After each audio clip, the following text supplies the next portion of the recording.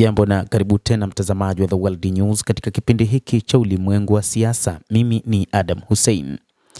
Marekani imethibitisha wanajeshi wake zaidi ya 200 wamejeruhiwa katika vita vinavyoendelea na ni kazi iliyofanywa na Iran. Takribani wanajeshi 200 wa Marekani wamejeruhiwa katika nchi 7 za Mashariki ya Kati tangu kuanza kwa vita vya Marekani na Israel dhidi ya Jamhuri ya Kiislamu ya Iran. Msemaji wa jeshi la Marekani amesema wengi wa majeraha haya yamekuwa madogo na zaidi ya wanajeshi 180 tayari wamerejea katika kazi, wakati 10 wameorodheshwa kama waliojeruhiwa vibaya.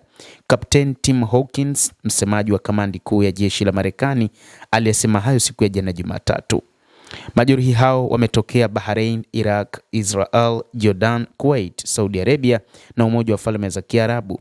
Hawkins aliongeza, idadi ya wanajeshi wa Marekani waliojeruhiwa wakati wa vita vya Marekani na Israel dhidi ya Iran sasa imezidi 200 kulingana na Hawkins, ambaye alitoa hesabu ya kina zaidi hadi sasa jinsi wafanyakazi wa Marekani walivyoathiriwa na mzozo huo.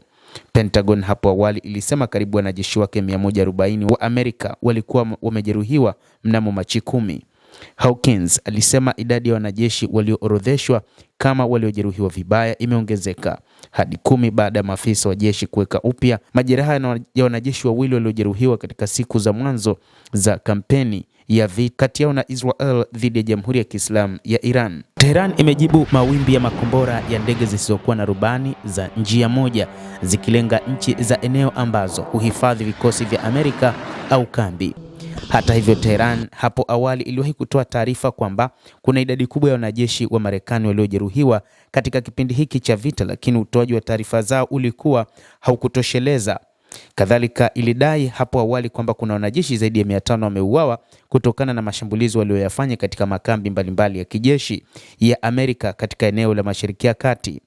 Hata hivyo, Marekani mpaka sasa imeorodhesha zaidi ya wanajeshi 10 waliouawa katika vita, ambapo awali waliuawa wanajeshi 7 na baadaye wanajeshi 6 waliuawa katika kambi huko nchini Iraq, na jumla ya kuhitimisha wanajeshi 13 kwa idadi ambayo iliorodheshwa katika kipindi cha hivi karibuni. Hata hivyo, taarifa za Hawkins imeeleza kwamba majeruhi hao wametokea wakati Iran ilipofanya mashambulizi ya makombora na ndege zisizokuwa na rubani kwenye maeneo ya Marekani na maeneo mengine katika eneo la Mashariki ya Kati kujibu kampeni ya kijeshi.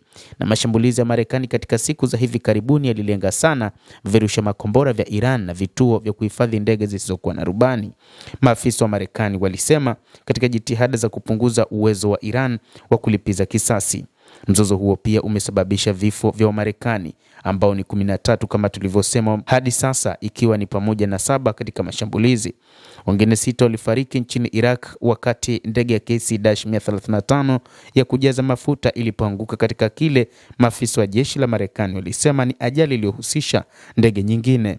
Moja ya shambulizi baya zaidi lilitokea mnamo Februari 28 huko Port Shuaiba huko nchini Kuwait, ambapo ndege isiyokuwa na rubani ya upande mmoja ilipiga kituo cha operesheni za kimkakati. Wanajeshi 6 wa Marekani waliuawa katika shambulizi hilo. Mwanajeshi mwingine alifariki baada ya kutokana na majeruhi aliyoyapata katika shambulizi katika kituo cha ndege cha Prince Sultan nchini Saudi Arabia.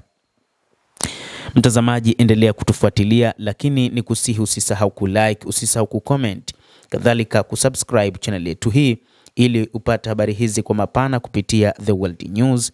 Mimi ni Adam Hussein. Endelea kuwa nasi wakati wote, endelea kutufuatilia uyafahamu mengi yanayojiri katika ulimwengu kupitia The World News.